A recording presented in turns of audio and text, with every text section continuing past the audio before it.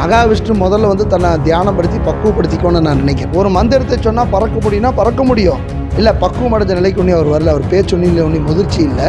அவர் சொன்ன விஷயம் அத்தனையுமே உண்மை. கர்மாவை பற்றி சொன்னது அத்தனையுமே உண்மை. மகாவிஷ்ணு சொல்ல வேதங்கள் இருக்குன்றத மகாவிஷ்ணு சொல்லியிருக்காங்க.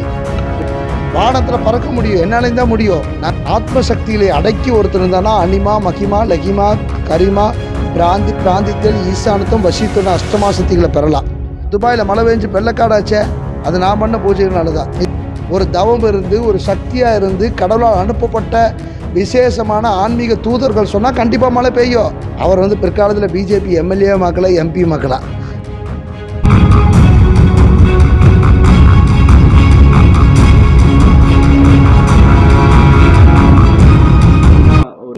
மகாவிஷ்ணு அப்படின்றவர் வந்து சொற்பொழிவு ஆற்றின் போது சில வார்த்தைகளை வந்து பயன்படுத்தியிருக்காங்க, தவறான வார்த்தைகள் மாதிரி பயன்படுத்தியிருக்காங்க. அதனால் வந்து அவர் இப்போ இன்றைக்கி வந்து அரெஸ்ட் பண்ணியிருக்காங்க. பல பேர் கண்டனம் தெரிவிச்சிட்டு இருக்காங்க. இதை பற்றி உங்களுடைய டாக்டர் கிருஷ்ணாமி, அதாவது ஆன்மீக சொற்பொழிவாளர் மகாவிஷ்ணு வந்து தியானத்தையும் யோக கர்மை பற்றி பேசியிருக்கார்.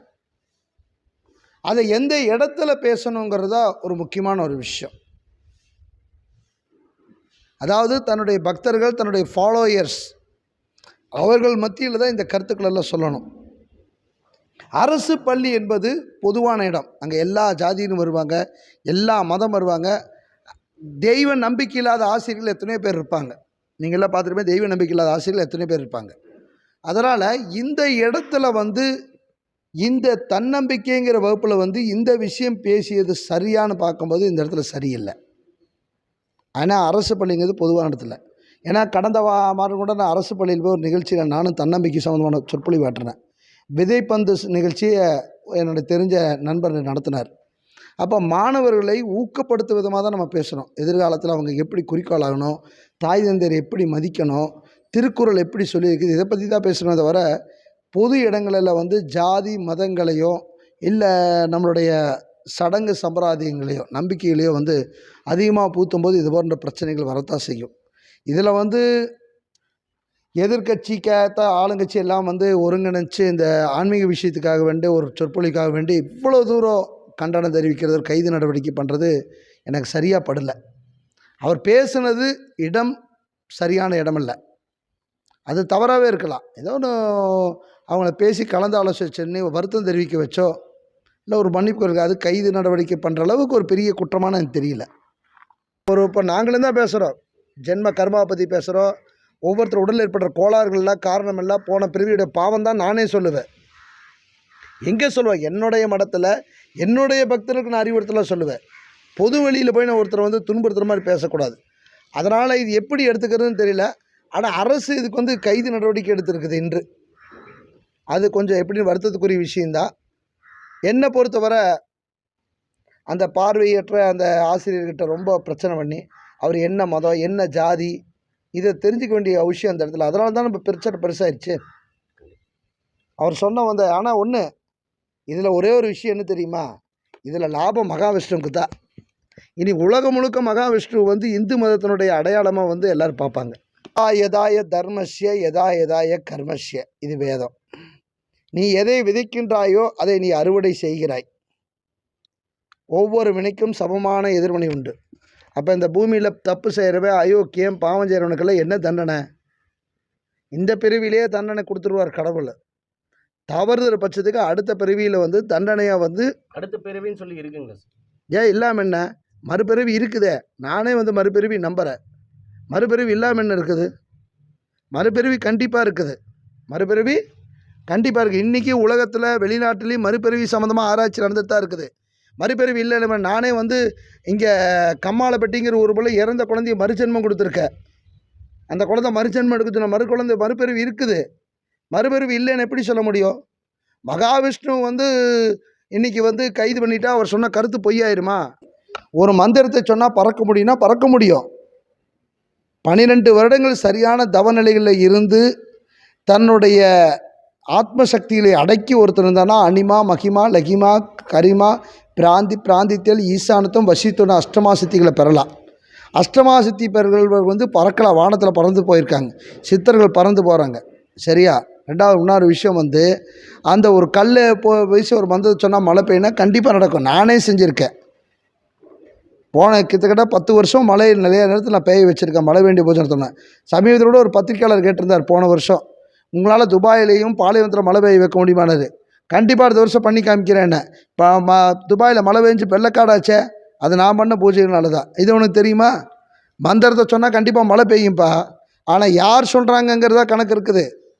ஒரு தவம் இருந்து ஒரு சக்தியாக இருந்து கடவுளால் அனுப்பப்பட்ட விசேஷமான ஆன்மீக தூதர்கள் சொன்னால் கண்டிப்பாக மழை பெய்யும். வானத்தில் பறக்க முடியும், என்னாலையும் தான் முடியும். நான் அதை செஞ்சு காமிக்கணுங்கிற இடத்துல நான் செஞ்சு காமிப்பேன். புரிஞ்சுட்டியா?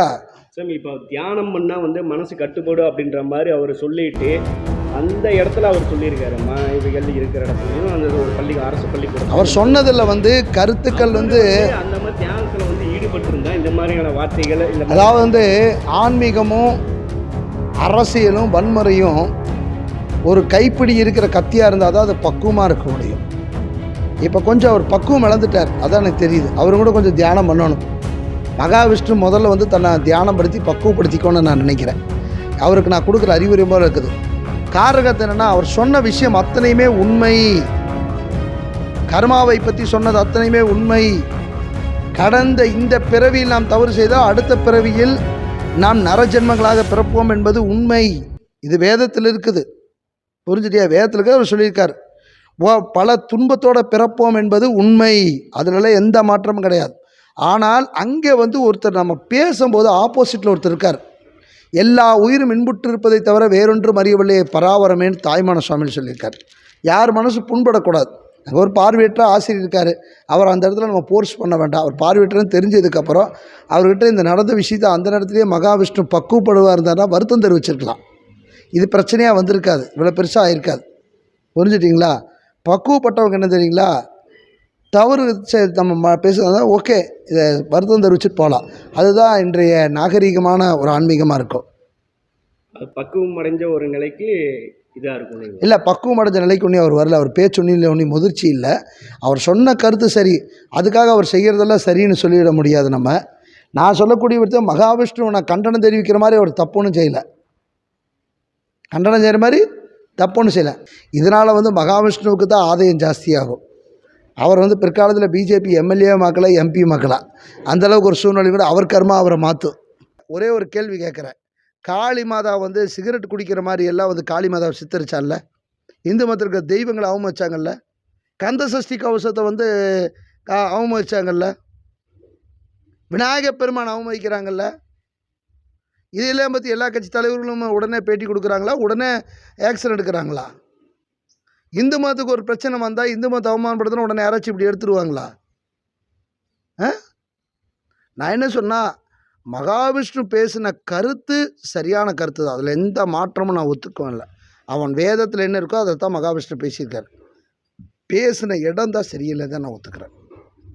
அதனால் ஒன்று சொல்லலாம், இந்து மதத்துக்கு எவ்வளோ பிரச்சனை வரும்போது இந்த ஒரு சினிமா நடிகைகளை கூத்தாடிகளை கண்ட மாணிகள் இந்து மதத்தை பற்றி பேசுகிறாங்க ஒவ்வொரு படத்துலேயும். அப்போ எத்தனை பேர் அதை பற்றி பேசுகிறாங்க? பப்ளிக்கில் பேசுகிறாங்க. எத்தனை பேர் அதுக்கு அவங்க மேலே கேஸ் போட்டு அரெஸ்ட் பண்ணியிருக்காங்க? எல்லாத்தையும் அரெஸ்ட் பண்ணிட்டாங்களா? ஐஸ்வர்யா ராஜேஷ் பேசுனா அப்படி நான் தான் கண்டனம் தெரிவித்தேன். உடனே அந்த ஐஸ்வர்யா ராஜேஷ் அரெஸ்ட் பண்ணிட்டாங்களா? பகுத்தறிவுன்னு சொல்லிட்டுங்க. பகுத்தறிவுன்னு என்ன? பகுத்தறிவுங்கிறவங்க வந்து இந்து மதத்தில் கூடிய விஷயம் தான் பேசுகிறாங்க. எங்கேயாச்சும் கிறிஸ்துவ மதத்தை பற்றி எதாவது பேச சொல்லு. கோயிலில் ஸ்கூலில் கிறிஸ்துவ மத பிரச்சாரம் நடக்காமல் இருக்குதா? மோட்டிவ் கிளாஸில் கிறிஸ்துவ மதத்தை பற்றி பேசுகிறாங்க. எல்லா தனியார் ஸ்கூலில் எத்தனையோ இடத்துல நடக்குதில்ல, அங்கெல்லாம் வருதா பிரச்சனை? அங்கெல்லாம் யாராச்சும் ஏதோ ஸ்டூடெண்ட் டீச்சர் எடுத்து கேட்குறாங்களா? அதெல்லாம் கிடையாதுல்ல. இஸ்லாமிய பள்ளியில் வந்து இஸ்லாம் மதத்தை பற்றி போதிக்கிறாங்கல்ல, உருது பள்ளி இல்லைல்ல. அதனால் வந்து என்ன சொல்கிறேன்னா, இந்த பிரச்சனையை இவ்வளோ தூரம் பெருசு பண்ணியிருக்கக்கூடாது.